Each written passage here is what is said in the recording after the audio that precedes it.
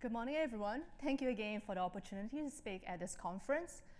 Currently a scientist with Lloyd Royer as well as he's at Biohub SF. As I've only moved here 6 months ago, today I will be presenting my PhD work, which is done at EMBL Barcelona in Spain, under the supervision of Vikas Triverdi.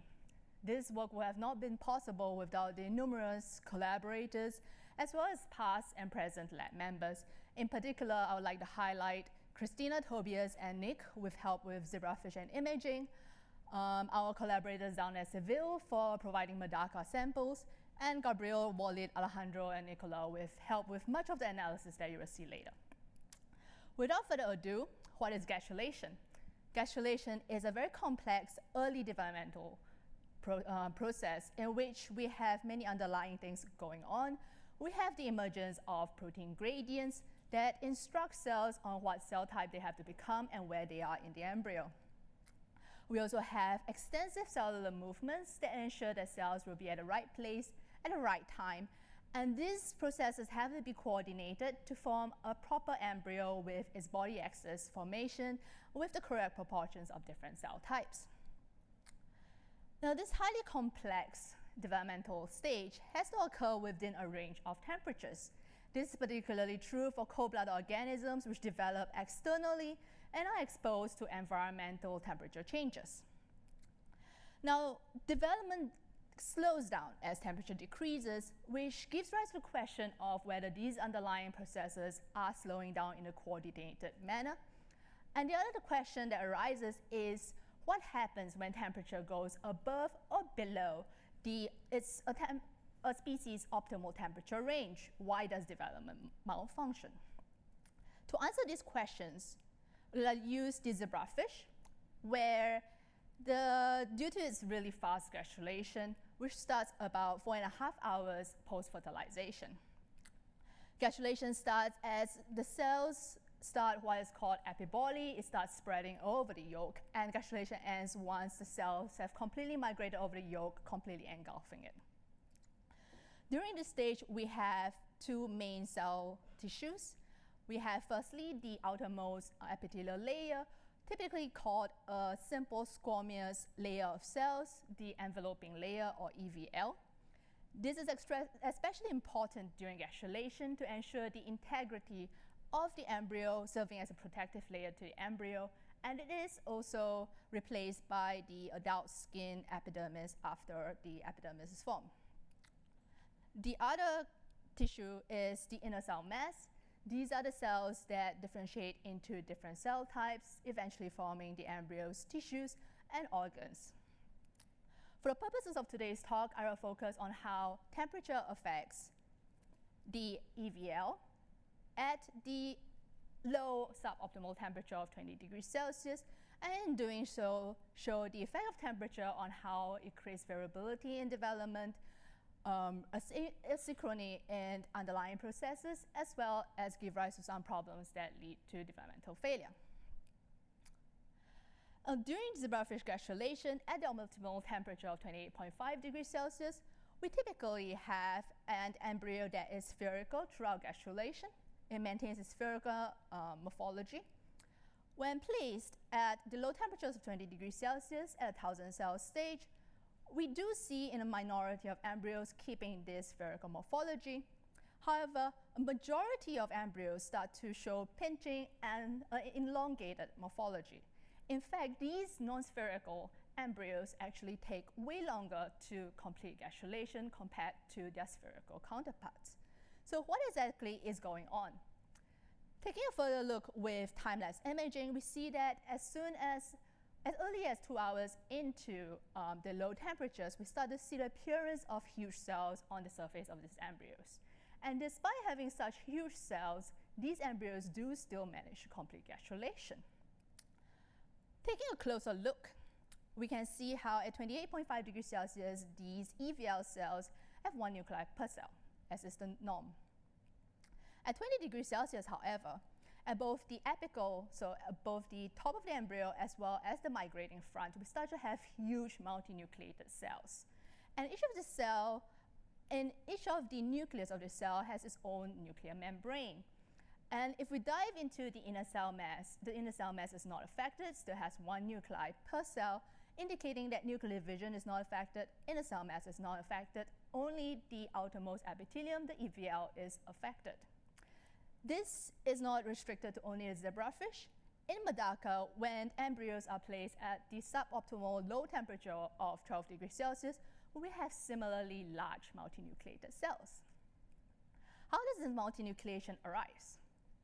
Timeless imaging shows how we have a cell dividing, trying to divide, undergoing ingression, but failing, and abscission does not happen. In a closer look, we see how we have one cell dividing into two, nuclear division happening, cellular ingression happening, but abscission does not occur, and what should have been two daughter cells merge back together, allowing creating this cell which has two nuclei. Why does abscission fail then?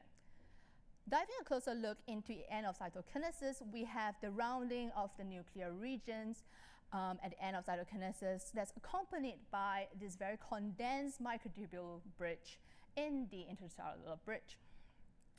However, at 20 degrees Celsius, despite having these round DNA regions, we still have a very sparse, spread out microtubule bridge. We can also characterize this by looking at region of interest in the intercellular bridge, characterizing the average tubulin intensity, and we see how much broader it is at the lower temperatures.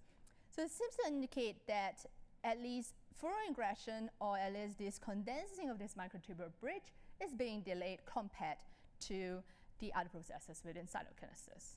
And so we do have this asynchrony of processes at the lower temperatures, resulting in large multicellular cells, multinucleated cells. And what then? Are there any other properties within the tissue at a high level that are being affected by the low temperatures? So one very important structure that forms during gastrulation is that of the ectomyosin ring, which forms at the boundary of the EVL migrating front, responsible for pulling all the cells over the yolk. Now we can take a look at this ectomyosin ring by tracking myosin flows through time in this region. We can also take a look similarly at the how it happens at 22 degrees Celsius, and can see how in both cases we have a broad condensed, a broad diffuse ring becoming more acute, becoming higher in intensity as development proceeds.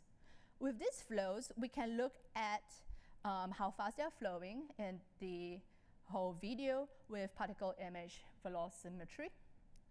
We can do the same for actin, and we can look at how fast the actin is flowing above and below the EVL, marked by 0. We can see how at the lower temperatures, these flows are much, much lower, indicating a much higher hydrodynamic length. We can also do the same for tubulin flows. Now, the ectomyosin ring is coordinated and needs to move accordingly with the microtubule tracks. And any such delay between the microtubules and the ectomyosin ring could result in pinching, delays of the epiboly, resulting in possibly the non-spherical morphologies that we've been seeing at 20 degrees Celsius. Now, another very important thing that happens during development is how to deal with cell apoptosis. Even at the optimal temperature, cells undergo apoptosis for a variety of reasons. And within the EVL, apoptosis is especially detrimental because the cell has to be apically extruded, the wound has to close. And failure of the wound closing would affect the epithelium integrity of the embryo. To look at how wounds close, so we can look at, for example, the critical radius. If it is larger than the critical radius, the wound will not close. If it's smaller, then the wound will be able to close, and the epithelium will remain as a protective layer. And to define this critical radius, we can use Laplace law, looking at how we have sigma, that is the line tension required to close the wound, over the ratio of over the tension to open the wound, much of it contributed by the atomizing ring that is still pulling the entire EVL over the cell. Now one can imagine if the wound radius changes, it becomes bigger than a critical radius, or if the ratio, the balance between this line tension and the tension to open the wound changes in any way, we will have a problem with wound healing. And so indeed, if we once again look at our embryos at 20 degrees Celsius, here in red we have actin, which shows and outlines the cell membrane and the nuclei in CN. Most of the cases, the embryos manage to cope with these huge cells. However, in a minority of cases, we have a cell delaminating and leaving a hole, the wound does not close, resulting in epithelial rupture. Upon a closer look, you can see how we have a cell, higher intensity actin, possibly apoptosizing, dying. It gets apically extruded, leaves behind a hole that does not heal itself. And at some point, it gives way, resulting in rupture, inner cell mass being released, and catastrophic developmental failure.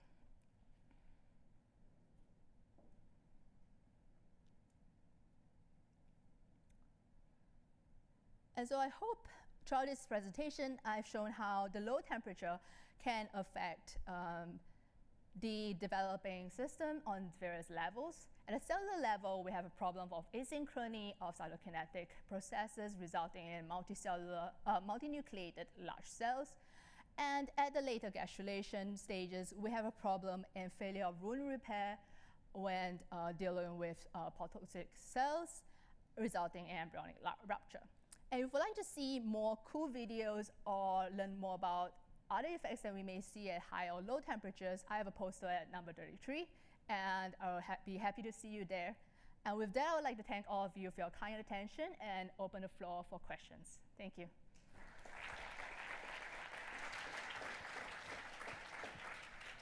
That's a great talk. Thank you. All right, questions. We have time for a couple. I see one right here.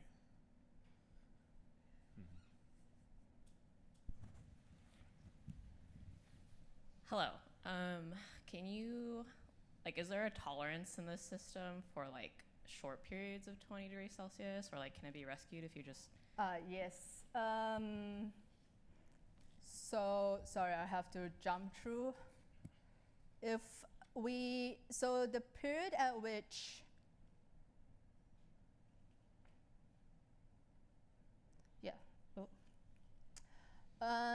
so this typically affects the division of the epithelial or the EVL cells, and this typically takes place around sphere stage.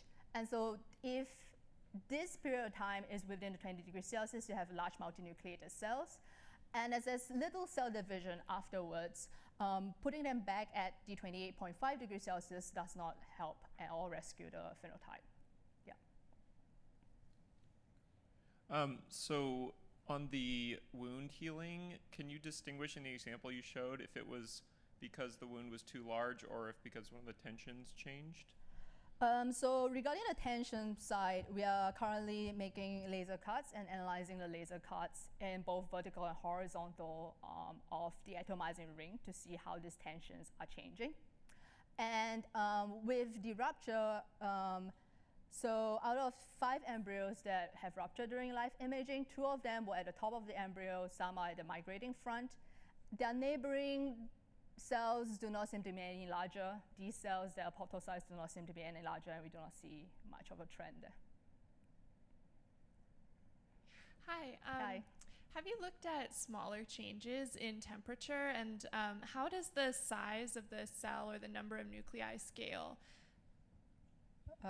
Yes, apologies, my laptop is not working. So at 22 degrees Celsius, we start to see increasingly more slightly larger cells in each of the embryos. So on the right, you see the distribution. Each curve is a distribution of cell sizes on one embryo. And as this temperature goes down at 20 degrees Celsius, we start to see a lot more larger cells, some of them having nuclei of having up to 12 nuclei. All right, I think that's all we have time for. Thanks again.